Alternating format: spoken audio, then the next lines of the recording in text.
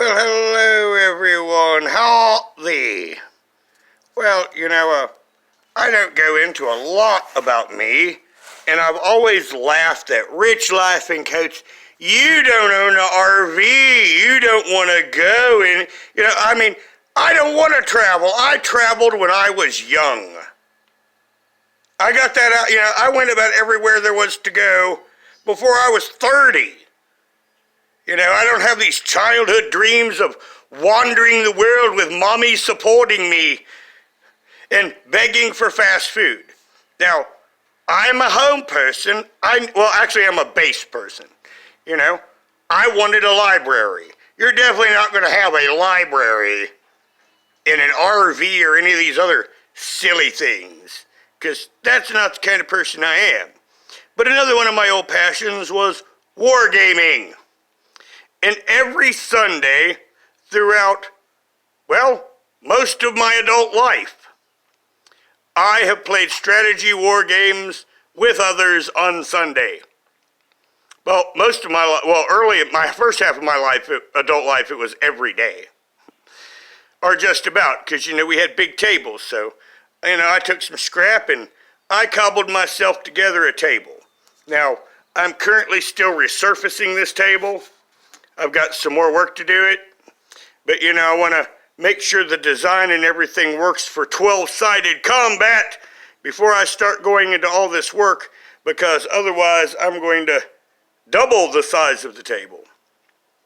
Now, this, as you see, are glass beads, and they are put in Parmesan cheese containers because it's best to hold them for gaming.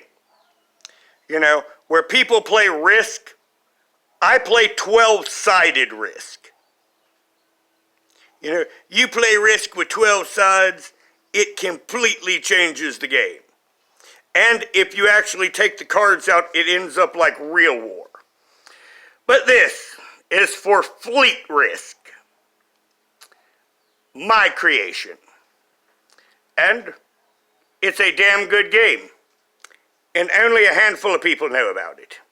First, you have to have a large tabletop, and then, of course, you have a measure of distances, and you have things that represent different things. Now, for example, the glass roses, those are stars. And each of these different colors is a different faction starships. Now, back over here, you've got different colored glass to symbolize different kind of planets. And of course, you have smaller ones like this that represent moons. And then each of the colors represent a different type of planet. Like, of course, the red, that is a volcanic planet. The orange over here is a desert planet.